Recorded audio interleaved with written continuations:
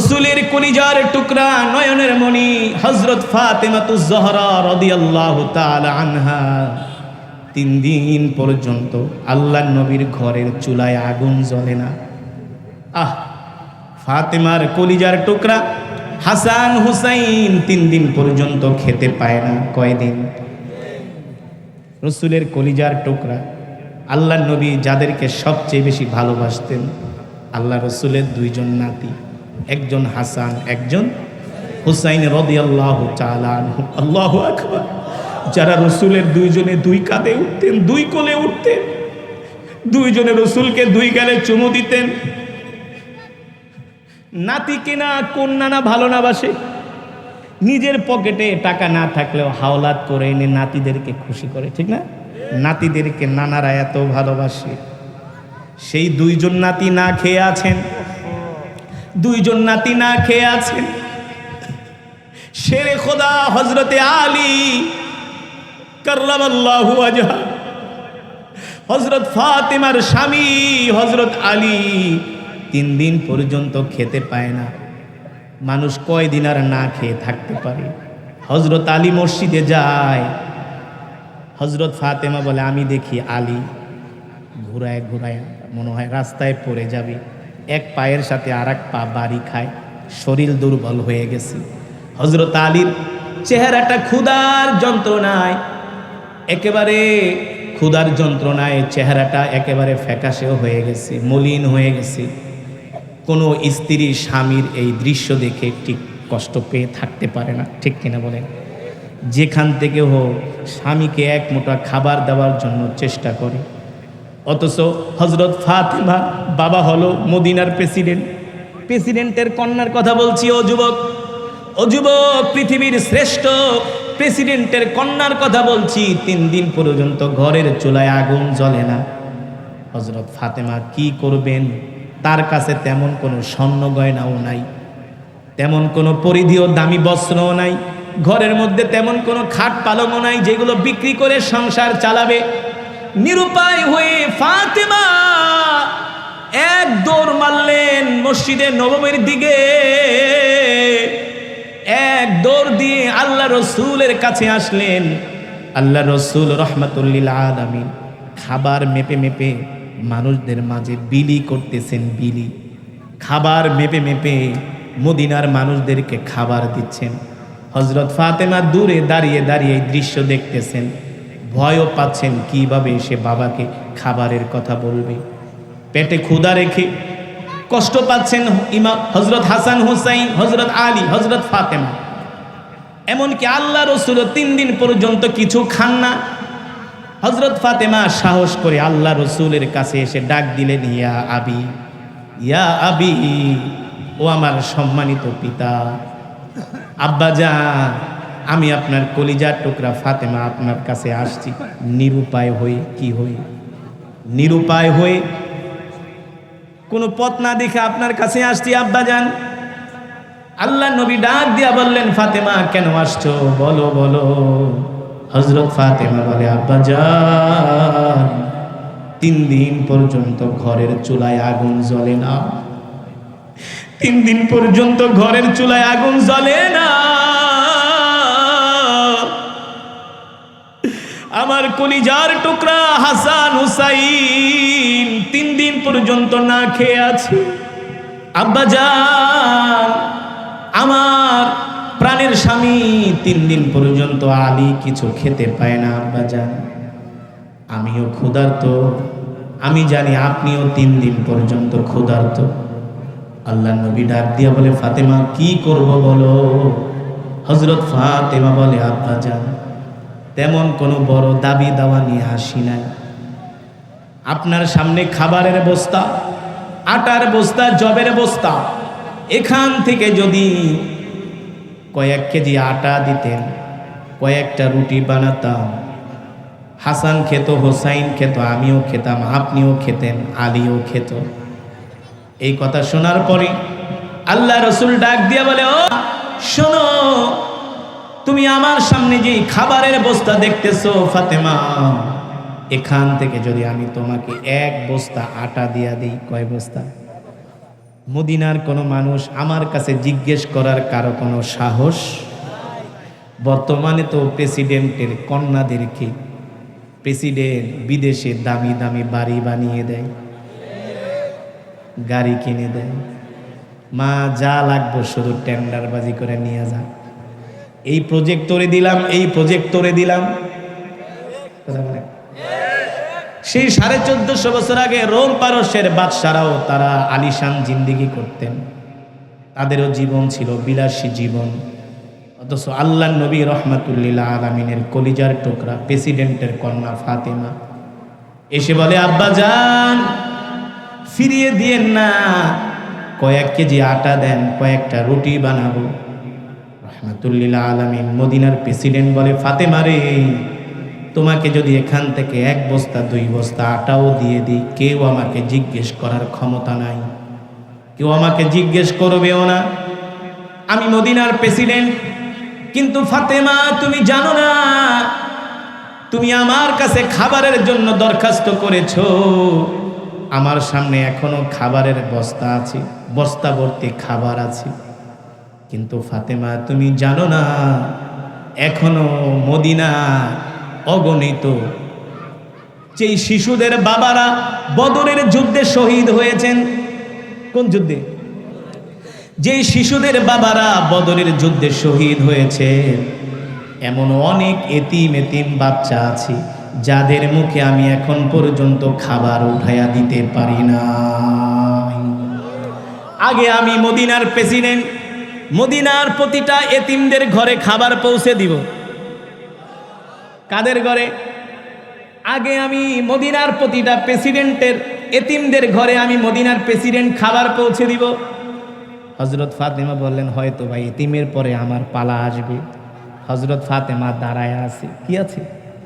আর বর্তমানে প্রেসিডেন্টের কন্যারা হইলে পিস্তল ধইরা বলতো, বাবা দেন, নালে মাইরা ফেলাম। ঠিক কিনা বলেন? হ্যাঁ, কেন দিবেন না? আপনি বাপ আমার, আপনি প্রেসিডেন্ট, আপনার ক্ষমতা আছে, কেন দিবেন না? ঘরের ভিতরে নিয়ে দরজা লাগায় রাখতো। কথা বলেন, বাস্তবে তো তাই হচ্ছে, ঠিক না? অথচ হযরত ফাতেমা দাঁড়িয়ে আছেন, মনে হয় এতিমের পরে তার সিরিয়াল, এতিমের পরে তার। আমরা হইল তো আমাদের প্রেস্টিজে লাগতো না, বাবা আমাদেরকে এতিমের কাতারে দাঁড় করিয়েছেন, হযরত ফাতেমা দাঁড়িয়ে আছেন। আল্লাহর নবী বলে, ফাতেমা তুমি মনে করেছো এতিমের পরে তারপরে তোমার সিরিয়াল আসবে? না না না, এতিমের পরেও এই মদিনার যত বিধবা স্ত্রীরা আছে, আমার যে সাহাবীরা জিহাদের ময়দানে যুদ্ধের ময়দানে শহীদ হয়েছে, যতক্ষণ পর্যন্ত আমি প্রতিটা ওই শহীদ পরিবার বিধবাদের ঘরে খাবার পৌঁছে দিতে না পারবো, ততক্ষণ পর্যন্ত নবীর ঘরে 100 টাকা খাবারও যাবে না। 100 টাকা খাবারও, যতক্ষণ পর্যন্ত আমি বিশ্বনবী মদিনার প্রেসিডেন্ট প্রতিটা বিধবার ঘরে খাবার পৌঁছে দিতে না পারবো, ততক্ষণ পর্যন্ত নবীর ঘরে 100 টাকা খাবারও যাবে না। আল্লাহ রসুল হযরত ফাতেমাকে ডাক দিয়ে বলে, মা আসো। রাগ করছো? রাগ করার কথা কি কথা না? মন খারাপ করে দাঁড়ায় আছে। হযরত ফাতেমা বলে, আব্বা যান খাবার না দেন, একটু হাতের দিকে তাকান। কোন দিকে? আমার দিকে তাকান। কোন দিকে তাকান? হযরত ফাতেমা বলে, আব্বা যান একটু হাতের দিকে তাকান। আল্লাহ রসুল রহমাতুল্লিল আলামিন যখন হযরত ফাতেমার হাতের দিকে তাকালেন, দেখলেন হযরত ফাতেমার হাতগুলো ঘা হয়ে গেছে। ঘা কি হয়ে গেছে? জব পিষ্টে পিষ্টে, পাটা দিয়া জব পিষ্টে পিষ্টে হাতের মধ্যে ঘা হয়ে গেছে। ঘা বড় বড় ঠোসকা পড়ে গেছে। ঠোসকা হাতের ভিতরে ঘা হয়ে ঠোসকা পড়ে গেছে। পানি আনতে আনতে জব পিষ্টে পিষ্টে আল্লাহ রসুল রহমাতুল্লিল আলামিন এই দৃশ্য দেখে আর সহ্য করতে পারলেন না। নবীজি চোখ দিয়া ঝরঝর করে পানি পড়তেছে। আল্লাহ নবী ডাক দিয়া বললেন, ফাতেমা শোনো, আমি তোমাকে এমন একটা দোয়া শিখায়া দেই, যেই তাসবিহটা তুমি বেশি বেশি করে পড়বা, যেই তাসবিহটা পড়ার কারণে আল্লাহ তাআলা তোমাকে হাসরের ময়দানে সম্মানিত করবেন। ফাতেমা পড়ো সুবহানাল্লাহ, জোরে বলো সুবহানাল্লাহ, আরো জোরে বলুন সুবহানাল্লাহ, আলহামদুলিল্লাহ, লা ইলাহা ইল্লাল্লাহু আল্লাহু আকবার, ওয়ালিল্লাহিল হামদ। যাও ফাতেমা, তাসবিহ পড়তে পড়তে বাড়িতে চলে যাও। চাইলো খাবার, দিল কি? এই ছিলেন যেমন বাবা তেমন কন্যা। আমরা যেটা পরিকল্পনা করি, আসলে আমাদের পরিকল্পনা আসল পরিকল্পনা নয়, আসমানের মালিকের পরিকল্পনাই হলো আসল। ঠিক কিনা বলুন? রব বলে, বান্দা তোমরাও পরিকল্পনা করো, আমি রবও পরিকল্পনা করি। ঠিক কিনা বলেন? আমাদের পরিকল্পনার মধ্যে শুধু হতাশ না, হতাশা, মনে হয় শেষ, আমরা একেবারে শেষ হয়ে গেছি। আকলমান্দ ইশারা কাফি হে, বুঝছেন তো? আমরা হতাশ হয়ে যেতাম, শেষ হয়ে গেছি। এই জীবদ্দশায় আর কোনো দিন মনে হয় না। হ্যাঁ, তো রব বলে তোমাদের পরিকল্পনা আসল পরিকল্পনা নয়, আমি রব যেটা পরিকল্পনা করি সেটাই বাস্তবায়ন। সুতরাং আসমানের মালিক আমার রব, জমিনের মালিক কোরআনে আছে কি আছে না? আলা লাহুল খালকু ওয়াল আমর তাবারাকাল্লাহু রব্বুল আলামিন। রব বলছেন, নবী দুনিয়ার মানুষদেরকে বলে দেন, আসমান আমার, জমিন আমার, সূর্যের মালিক আমি আল্লাহ, চন্দ্রের মালিক আমি আল্লাহ। আমি আল্লাহ যদি অক্সিজেন বন্ধ করে দেই, পৃথিবীর কোনো রাজা বাদশার ক্ষমতা নাই তোমাদেরকে এক ফোঁটা অক্সিজেন দেওয়া। আছে? আল্লাহ তাআলা যদি আমাদেরকে আবার এই রাত্র থেকে দিনের আলো, সূর্যের আলো যদি আল্লাহ তাআলা না ফুটিয়ে দেন, সূর্যকে যদি আল্লাহ তাআলা আবার, সূর্যের আলো দ্বারা আমাদের পৃথিবীকে যদি আবার আলোকিত না করেন, সূর্যকে যদি আল্লাহ তাআলা আর না উঠান, পৃথিবীর কোনো রাজা বাদশার ক্ষমতা নাই এই সূর্য উঠানো, সূর্যের আলো দেওয়ার। আছে? এ কারণে আল্লাহ তাআলা বলছেন, আলা লাহুল খালকু ওয়াল আমর তাবারাকাল্লাহু রব্বুল আলামিন। নবী আমি আল্লাহ আপনাকে দুনিয়াতে পাঠিয়েছি। কাফের, মুশরিক, বেঈমান, আবু জেহেল, আবু লাহাব, উতবা, শাইবা, আবু সুফিয়ান, ওয়ালিদ ইবনে মুগিরা, ওরা আমার ইবাদত করে না, ওরা মূর্তির পূজা করে। ওই মূর্তি পূজকদেরকে বলে দেন, আসমানের মালিক মূর্তি নয়। ঠিক কিনা বলেন? জমিনের মালিক লাত উজ্জা নয়, জমিনের মালিক কে? আলা লাহুল খালকু ওয়াল আমর তাবারাকাল্লাহু রব্বুল আলামিন। সুতরাং নবী আপনি ঘোষণা করে দেন, কোন নেতা ঠেতাকে আপনি ভয় পাবেন না। ভয় পাবেন কাকে? আপনি চিন্তা করছেন? আপনারা একবার চিন্তা করে দেখেন, আমরা তো ওয়াজ মাহফিলে গেলে শুধু স্লিপ দিত, স্লিপ। ওসি এসপি আইসা কইতো, হুজুর বাঁচান, হুজুর এদিক সেদিক যায়েন না, সোজা যান। কি সোজা যান? আমরা বলতাম, ভাই কোরআন এমন একটা কিতাব, এই কোরআনের পক্ষে ওয়াজ করলে সমাজের অনেক মানুষ রাগ করবে। যে চোর, কোরআনের ভিতরে চোরের কথা আছে কি আছে? চোর চুরি করলে হাত কেটে দাও, দুর্নীতিবাজ দুর্নীতি করলে তার হাত কেটে দাও, জিনাকারী জিনা করলে তার হাত কেটে দাও। কোন স্বৈরাচারী যদি মানুষের অধিকার হনন করে, তাহলে তোমরা তাকে শাস্তি দাও। ঠিক কিনা বলুন? যেমন করে রব ফেরাউনকে লোহিত সাগরের মধ্যে ডুবিয়ে মেরেছে। ঠিক কিনা বলুন? তো কত কথা, কত কিছু, কিন্তু এদেশের ওলামায়ে কেরাম জীবন বাজি রেখে জেল জুলুম ঠুলুম হামলা মামলা এগুলো পরোয়া না করে আমরা কোরআনের কথা, হক কথা বলে গিয়েছি। ঠিক কিনা বলুন? আমরা কারো রক্তচক্ষুকে ভয় করি নাই, করব না। আমরা জানি আমার এই হায়াতের মালিক পৃথিবীর কোনো রাজা বাদশা নয়, আমার মৃত্যুর পরোয়ানা পৃথিবীর কোনো রাজা বাদশার হাতে নয়। আমি বিশ্বাস করি আমার মৃত্যুর পরোয়ানা হলো আমার মালিকের হাতে। রব আমাদেরকে যতদিন হায়াত দিয়ে দুনিয়াতে পাঠিয়েছেন এর 1 সেকেন্ড আগেও মৃত্যু, 1 সেকেন্ড পরেও। আপনারাই বলেন ওলামায়ে কেরাম হক কথা বলছে কি বলছে না? আবার কিছু দরবারি আছে না, এগুলো থাকবে কিয়ামত পর্যন্ত। দরবারি আলেমও থাকবে, আবার হক্কানি, কিন্তু আমরা হলাম হকের পক্ষে। ঠিক কিনা বলুন? যেটা বলছিলাম একবার চিন্তা করুন, মক্কার সুপার পাওয়ার, মক্কার সুপার পাওয়ার আবু জেহেল, আবুল আহাব, ওদের সামনে কোনো মানুষ কথা বলতে সাহস পায় নাই। কথা বলার আগে হিসাব নিকাশ চিন্তা ভাবনা করে, যেমন এদেশে তো আমরা দেখছি নেতারে তেল কিভাবে মারে, এত তেল মারার কারণে এদেশে তেলের দাম বাড়ছে। নাইলে এক রাত্রে 80 টাকা থেকে 140 টাকা তেল হতে পারে না।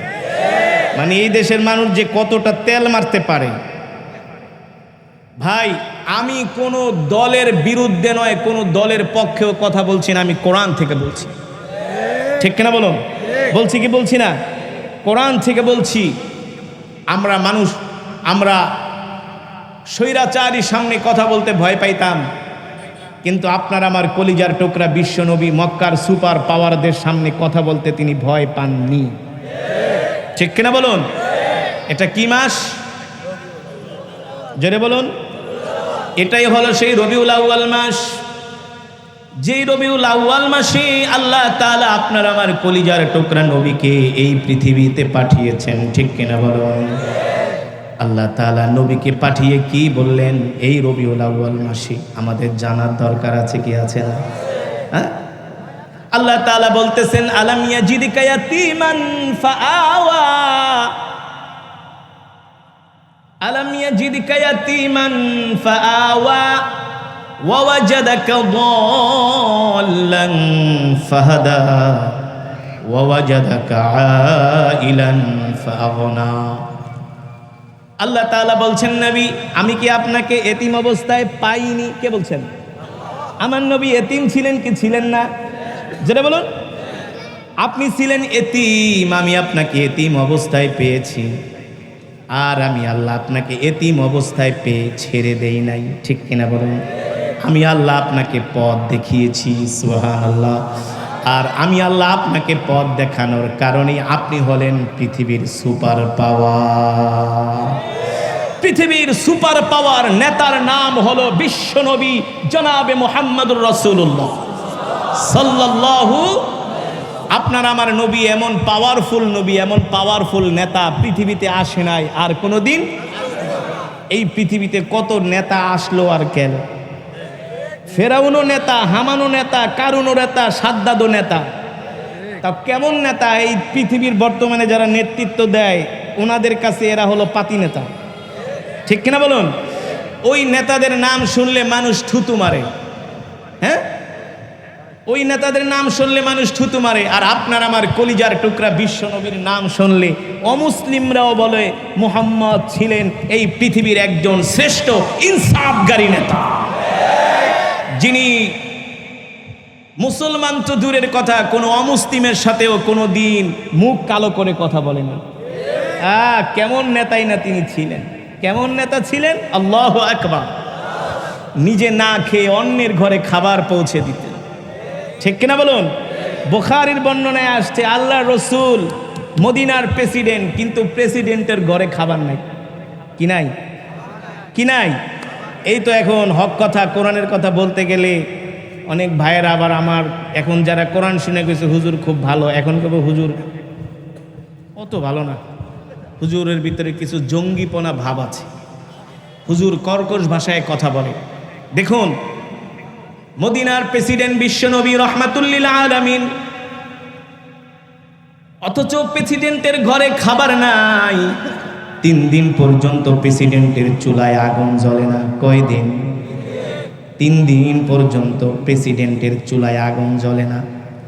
তাই বলে কি প্রেসিডেন্টের কাছে খাবার নাই? না না, খাবার আছে। প্রেসিডেন্টের বাইতুল মালে খাবারের অভাব নাই, বস্তা ভর্তি ভর্তি আটা, জব, খেজুর। প্রেসিডেন্ট মসজিদে নববীর বারান্দায় খাবারের বস্তা নিয়ে বসে আছেন। আর মানুষদের মাঝে খাবার বন্টন করে দিচ্ছেন, বিলি করে দিচ্ছেন। এ যুবক, বাংলাদেশের টেলিভিশনে কত টক শো হয়, কোনোদিন টক শোর মধ্যে এই আলোচনা তোমাদের সামনে কেউ করে না যে বিশ্বনবী কেমন নেতা ছিলেন। যদি করতেন তাহলে তো ওদের চুরি বাটপারি দুর্নীতি বন্ধ হয়ে যেত, ঠিক কিনা বলুন? বিশ্বনবীর ঘরে খাবার নাই, টেলিভিশনের মধ্যে মহাত্মা গান্ধীকে নিয়ে টক শো করা হয়। মহাত্মা গান্ধী না, ইন্দিরা গান্ধীকে নিয়ে টক শো করা হয় না, আইয়ুব খান, ভুট্টু খান, হালাকু খানকে নিয়ে টক শো করা হয়, হয় কি হয় না? ল্যানসন ম্যান্ডেলাকে নিয়ে টক শো করা হয়। কোনোদিন শুনলাম না রবিউল আউয়াল মাসে কোনো একটা টেলিভিশনে ধারাবাহিকভাবে বিশ্বনবীর জীবনী নিয়ে টক শো করা হয়েছে। কারণ তিনিও ছিলেন রাষ্ট্রনেতা, তিনিও ছিলেন রাষ্ট্রপ্রধান। কিভাবে তিনি রাষ্ট্র পরিচালনা করেছেন, তার পররাষ্ট্রনীতির ধরন কি ছিল, তার স্বরাষ্ট্রনীতির ধরন কি ছিল, অর্থনীতির ধরন কি ছিল, এগুলো নিয়ে এই বাংলাদেশের টেলিভিশনে কোনোদিন টক শো করা হয় নাই। যদি করা হতো আসলে সোনার বাংলা সোনায় পরিণত হয়ে যেত। আমার দেশের জনগণ যেই কষ্ট করে পৃথিবীর কোনো মানুষ এত কষ্ট করতে পারে না।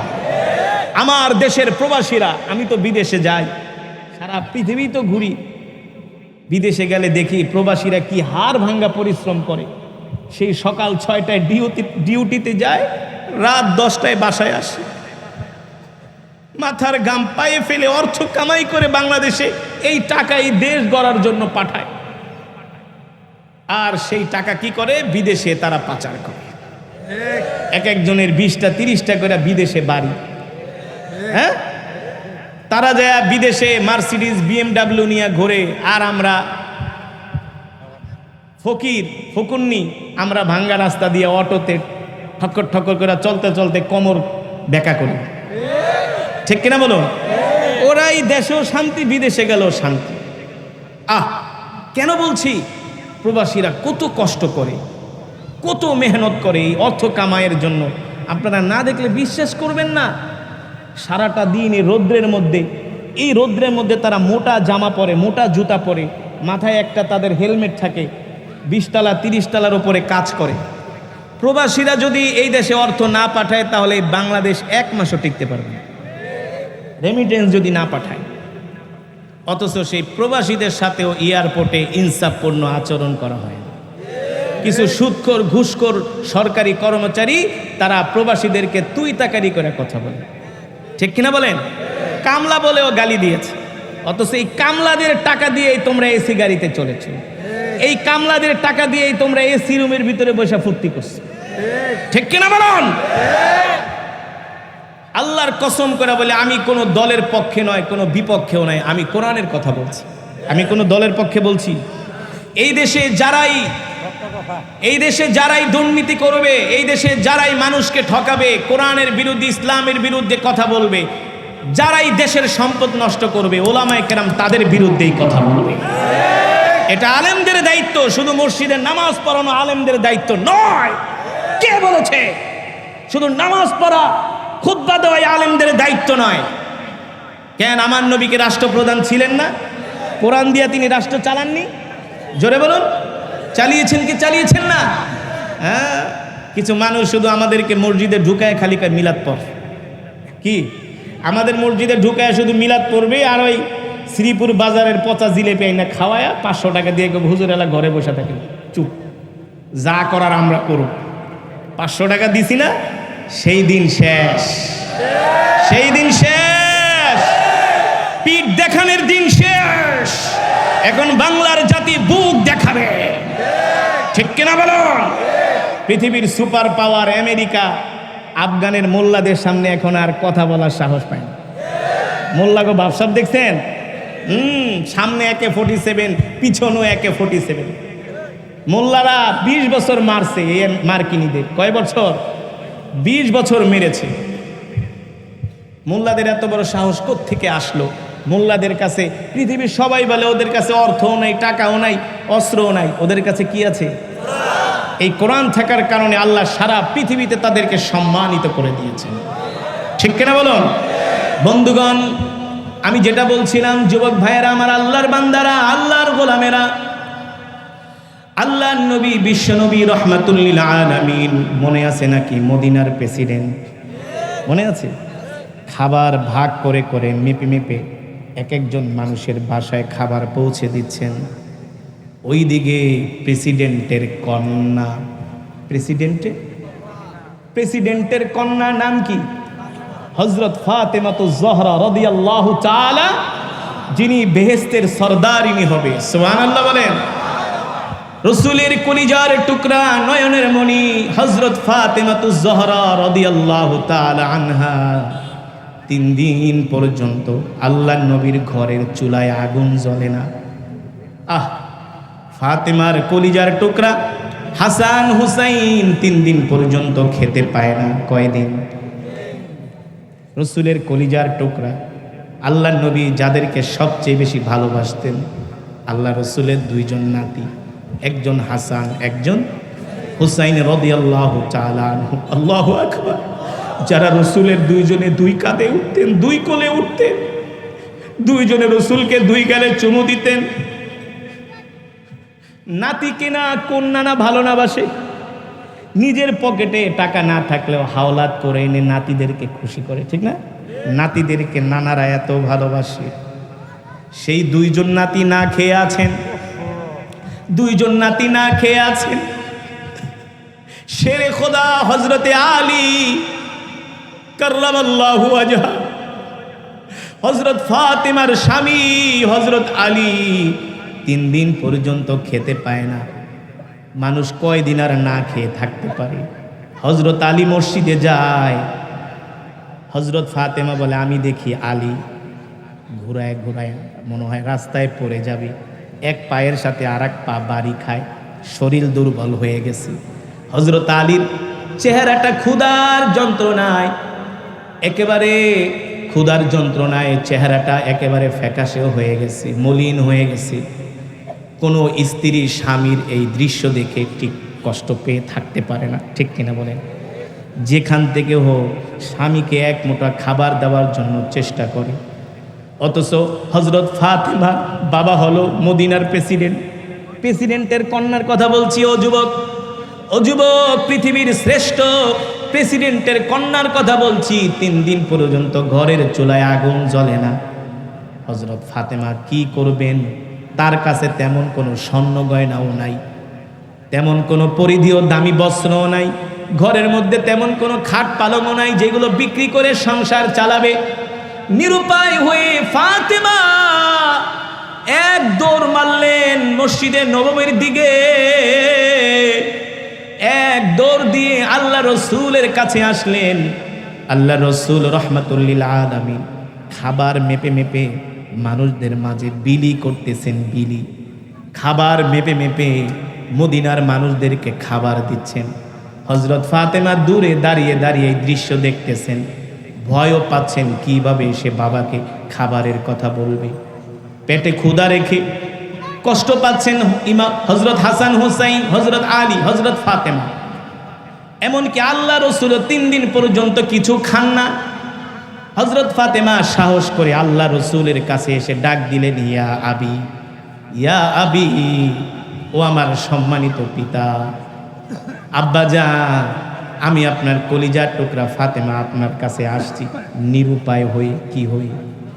নিরুপায় হয়ে, কোনো পথ না দেখে আপনার কাছে আসছি আব্বাজান। আল্লাহ নবী ডাক দিয়া বললেন, ফাতেমা কেন আসছো? বলো বলো। হযরত ফাতেমা বলে, আব্বাজান 3 দিন পর্যন্ত ঘরের চুলায় আগুন জ্বলে না, 3 দিন পর্যন্ত ঘরের চুলায় আগুন জ্বলে না। আমার কলিজার টুকরা হাসান হুসাইন 3 দিন পর্যন্ত না খেয়ে আছে। আব্বাজান, আমার প্রাণের স্বামী 3 দিন পর্যন্ত আলী কিছু খেতে পায় না। আব্বাজান, আমিও ক্ষুধার্ত, আমি জানি আপনিও 3 দিন পর্যন্ত ক্ষুধার্ত। আল্লাহ নবী ডাক দিয়া বলে, ফাতেমা কি করব বলো?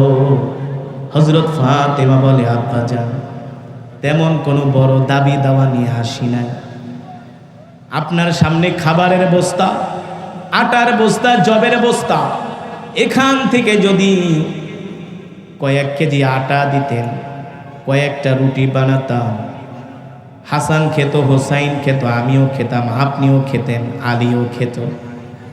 এই কথা শোনার পরে আল্লাহ রসুল ডাক দিয়ে বলে, ও শোনো, তুমি আমার সামনে যে খাবারের বস্তা দেখতেছো ফাতেমা, এখান থেকে যদি আমি তোমাকে এক বস্তা আটা দিয়া দিই, কয় বস্তা? মদিনার কোনো মানুষ আমার কাছে জিজ্ঞেস করার কারো কোনো সাহস? বর্তমানে তো প্রেসিডেন্টের কন্যাদেরকে প্রেসিডেন্ট বিদেশে দামি দামি বাড়ি বানিয়ে দেয়,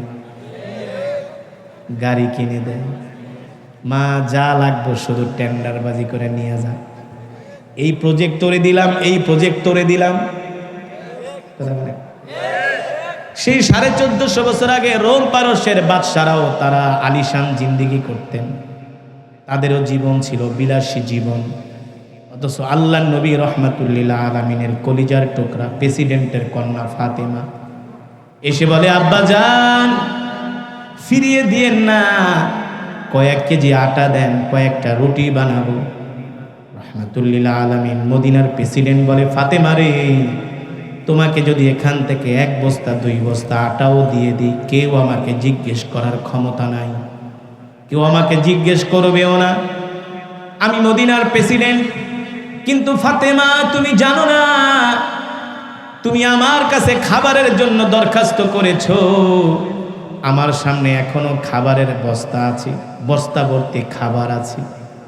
কিন্তু ফাতেমা, তুমি জানো না, এখনো মদিনা অগণিত যেই শিশুদের বাবারা বদরের যুদ্ধে শহীদ হয়েছেন। কোন যুদ্ধে? যেই শিশুদের বাবারা বদরের যুদ্ধে শহীদ হয়েছে, এমন অনেক এতিম বাচ্চা আছে যাদের মুখে আমি এখন পর্যন্ত খাবার উঠাইয়া দিতে পারি না। আগে আমি মদিনার প্রেসিডেন্ট, মদিনার প্রতিটা এতিমদের ঘরে খাবার পৌঁছে দিব। কাদের ঘরে? আগে আমি মদিনার প্রতিটা প্রেসিডেন্টের এতিমদের ঘরে আমি মদিনার প্রেসিডেন্ট খাবার পৌঁছে দিব। হযরত ফাতেমা বললেন, হয়তো ভাই এতিমের পরে আমার পালা আসবে। হযরত ফাতেমা দাঁড়ায় আছে, কি আছে? আর বর্তমানে প্রেসিডেন্টের কন্যারা হইলে পিস্তল ধইরা বলতো, বাবা দেন, নালে মাইরা ফেলাম। ঠিক কিনা বলেন? হ্যাঁ, কেন দিবেন না? আপনি বাপ আমার, আপনি প্রেসিডেন্ট, আপনার ক্ষমতা আছে, কেন দিবেন না? ঘরের ভিতরে নিয়ে দরজা লাগায় রাখতো। কথা বলেন, বাস্তবে তো তাই হচ্ছে, ঠিক না? অথচ হযরত ফাতেমা দাঁড়িয়ে আছেন, মনে হয় এতিমের পরে তার সিরিয়াল, এতিমের পরে তার। আমরা হইল তো আমাদের প্রেস্টিজে লাগতো না, বাবা আমাদেরকে এতিমের কাতারে দাঁড় করিয়েছেন, হযরত ফাতেমা দাঁড়িয়ে আছেন। আল্লাহ নবী বলে, ফাতেমা তুমি মনে করেছো এতিমের পরে তারপরে তোমার সিরিয়াল আসবে? না না না, এতিমের পরেও এই মদিনার যত বিধবা স্ত্রীরা আছে, আমার যে সাহাবীরা জিহাদের ময়দানে, যুদ্ধের ময়দানে শহীদ হয়েছে, যতক্ষণ পর্যন্ত আমি প্রতিটা ওই শহীদ পরিবার বিধবাদের ঘরে খাবার পৌঁছে দিতে না পারবো, ততক্ষণ পর্যন্ত নবীর ঘরে 100টা খাবারও যাবে না। 100টা খাবারও, যতক্ষণ পর্যন্ত আমি বিশ্বনবী মদিনার প্রেসিডেন্ট প্রতিটা বিধবার ঘরে খাবার পৌঁছে দিতে না পারবো, ততক্ষণ পর্যন্ত নবীর ঘরে 100টা খাবারও যাবে না। আল্লাহ রসুল হযরত ফাতেমাকে ডাক দিয়ে বলে, মা আসো। রাগ করছো? রাগ করার কথা কি কথা না? মন খারাপ করে দাঁড়ায় আছে। হযরত ফাতেমা বলে, আব্বা যান খাবার না দেন, একটু হাতের দিকে তাকান। কোন দিকে? আমার দিকে তাকান। কোন দিকে তাকান? হযরত ফাতেমা বলে, আব্বা যান একটু হাতের দিকে তাকান। আল্লাহ রসুল রহমাতুল্লিল আলামিন যখন হযরত ফাতেমার হাতের দিকে তাকালেন, দেখলেন হযরত ফাতেমার হাতগুলো ঘা হয়ে গেছে। ঘা কি হয়ে গেছে? জব পিষ্টে পিষ্টে, পাটা দিয়া জব পিষ্টে পিষ্টে হাতের মধ্যে ঘা হয়ে গেছে। ঘা বড় বড় ঠোসকা পড়ে গেছে, ঠোসকা। হাতের ভিতরে ঘা হয়ে ঠোসকা পড়ে গেছে। পানি আনতে আনতে জব পিষতে পিষতে আল্লাহ রসুল রহমাতুল্লিল আলামিন এই দৃশ্য দেখে আর সহ্য করতে পারলেন না। নবীজি চোখ দিয়া ঝরঝর করে পানি পড়তেছে। আল্লাহ নবী ডাক দিয়া বললেন, ফাতেমা শোনো, আমি তোমাকে এমন একটা দোয়া শিখায়া দেই, যেই তাসবিটা তুমি বেশি বেশি করে পড়বা, যেই তাসবিটা পড়ার কারণে আল্লাহ তাআলা তোমাকে হাসরের ময়দানে সম্মানিত করবেন। ফাতেমা পড়ো সুবহানাল্লাহ, জোরে বলো সুবহানাল্লাহ, আরো জোরে বলুন সুবহানাল্লাহ, আলহামদুলিল্লাহ, লা ইলাহা ইল্লাল্লাহু আল্লাহু আকবার, ওয়ালিল্লাহিল হামদ। যাও ফাতেমা, তাসবিহ পড়তে পড়তে বাড়িতে চলে যাও। চাইলো খাবার, দিল কি? এই ছিলেন যেমন বাবা তেমন কন্যা, ঠিক কিনা বলুন? বাপকা বেটা সিপাই কা ঘোড়া না, যেমন বাবা তেমন কন্যা। আল্লাহ রসুল তসবিহ শিখায় দিলেন। তাসবিহ পড়তে পড়তে হযরত ফাতেমা খালি হাতে বাড়িতে চলে গেলেন। আল্লাহু আকবার। তিনি হলেন মদিনার প্রেসিডেন্ট, তিনি হলেন আমাদের কলিজার টুকরা রহমাতুল্লিল। আজকে এই অশান্ত পৃথিবীকে একমাত্র শান্ত করতে পারতেন আমার নবী, ঠিক না?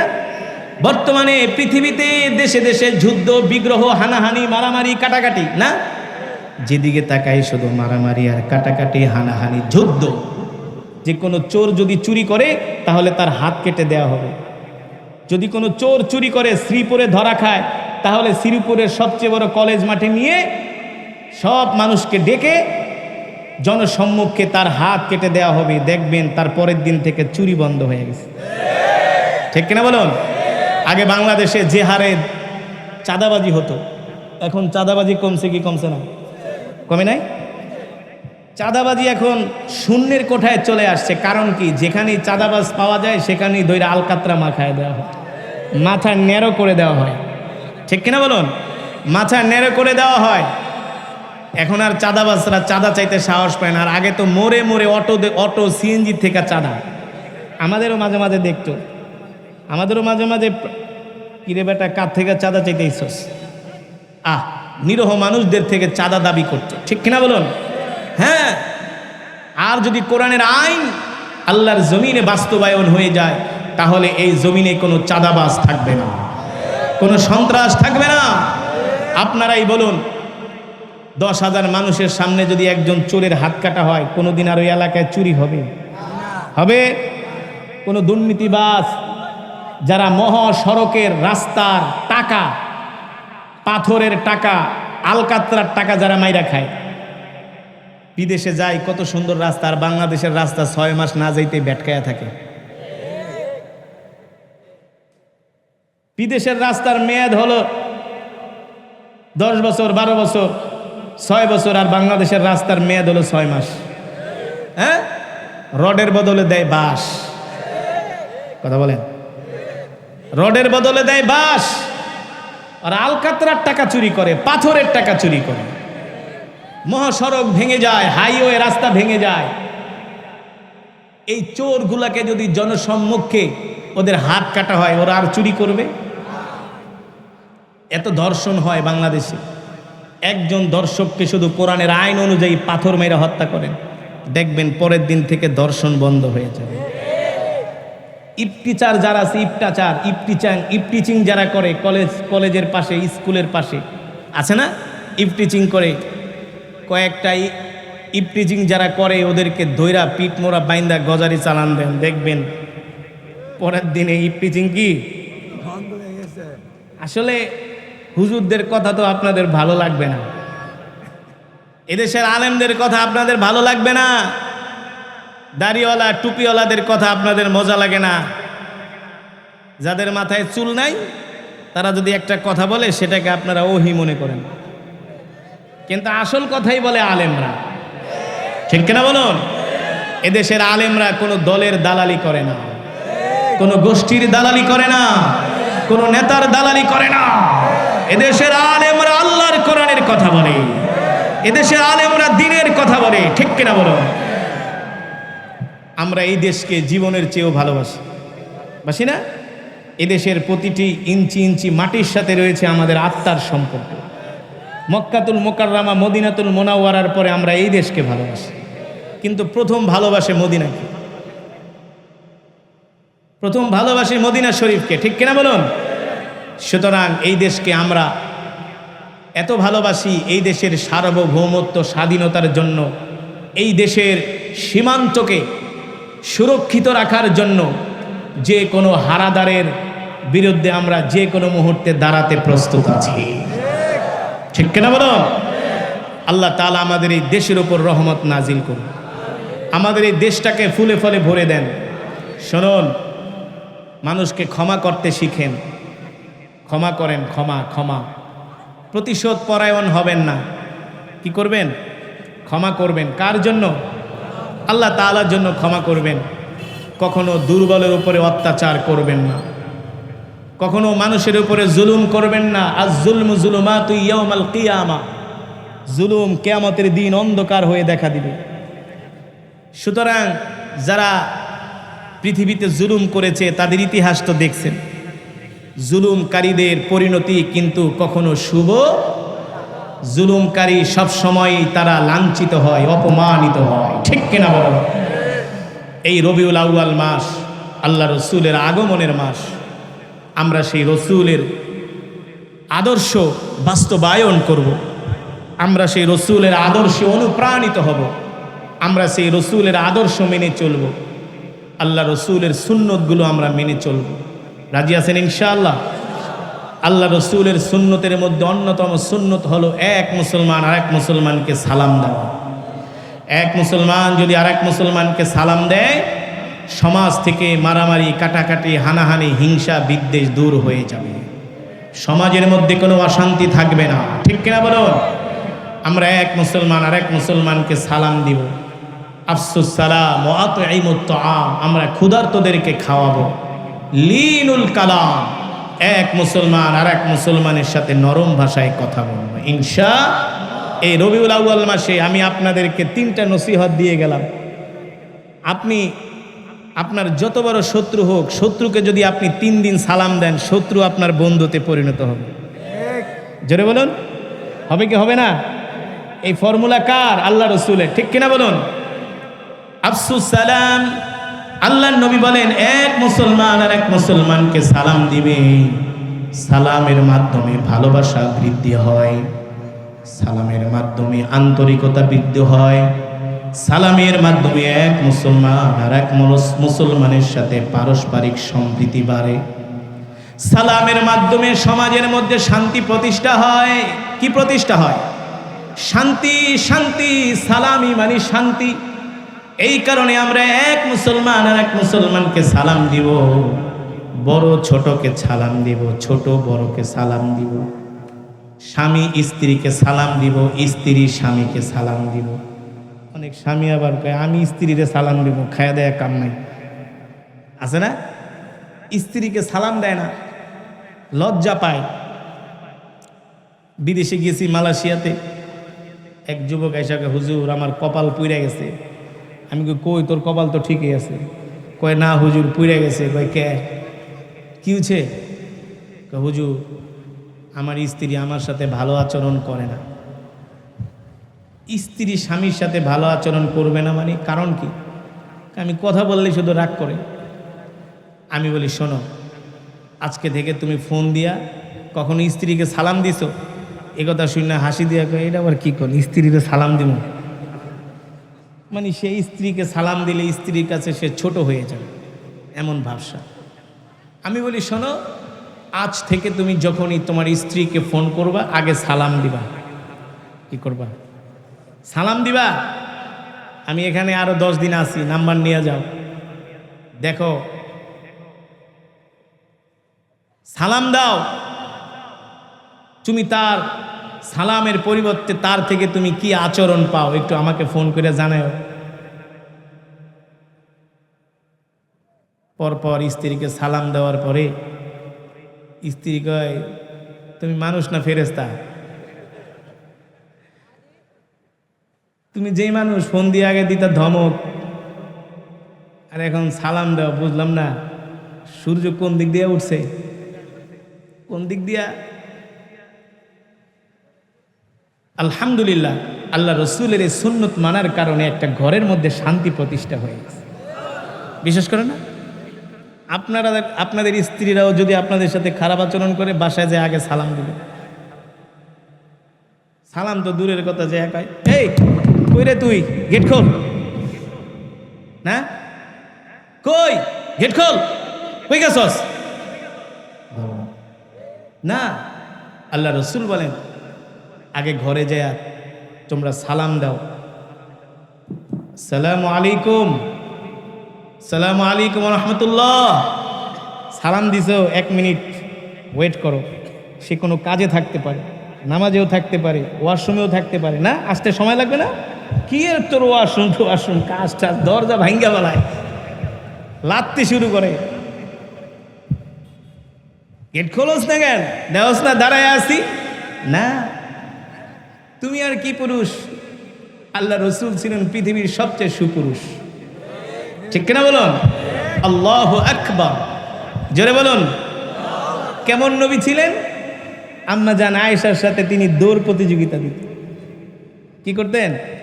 জ্যোৎস্না রাতে দৌড় প্রতিযোগিতা দিতেন আম্মা জান আয়েশার সাথে। আর এখন হ্যাঁ, বউর সাথে দৌড় প্রতিযোগিতা দিব তো দূরের কথা, অন্য বেটি লইয়া যায় ঘুরতে। বাংলাদেশে বর্তমানে মহামারী আকার ধারণ করেছে, ঠিক কিনা বলুন? দৌড় প্রতিযোগিতা দিতেন। কোনোদিন আল্লাহ রসুলকে আম্মা জানেরা আগে সালাম দিতে পারে না। আম্মা জানেরা তো দূরের কথা, কোনোদিন সাহাবী এমনকি সেদিন আবু বকর আল্লাহ রসুলকে আগে সালাম দিতে পারে না। আর আমরা সালামের আশায় থাকি না। আমি এমপি, মন্ত্রী, চেয়ারম্যান, মেম্বার, শিল্পপতি, ভিআইপি, সিআইপি, আমি মালিক, হয় কর্মচারী, ওরে আমি সালাম দিব কেন? সে আমাকে সালাম দিবে না। আর সালাম দিলেও আসসালামু আলাইকুম, উত্তর নাই, মুখ বন্ধ করে না, মনে হয় যে ওর মুখের ভিতরে শয়তানে পেশাব করছে। সালাম দিলে মনে হয় রাগ করে, আছে কি আছে না, উত্তর দিতে চায় না, চুপ করে থাকে, আসসালামু আলাইকুম। অথচ আল্লাহ রসুল বলছেন যখন একজন মুসলমান আরেকজন মুসলমানকে সালাম দিবে, সে মুস্কি হাসি দিয়ে সালামের উত্তর দিবে, ঠিক না বলুন? কেউ সালাম দিলে কি বলবেন? হাসি দিয়া ওয়ালাইকুমুস সালাম রহমতুল্লাহি, মুস্কি হাসি দিয়ে সালামের উত্তর দিবেন। মানুষের সাথে নরম ভাষায় কথা বলবেন, মানুষকে কষ্ট দিবেন না।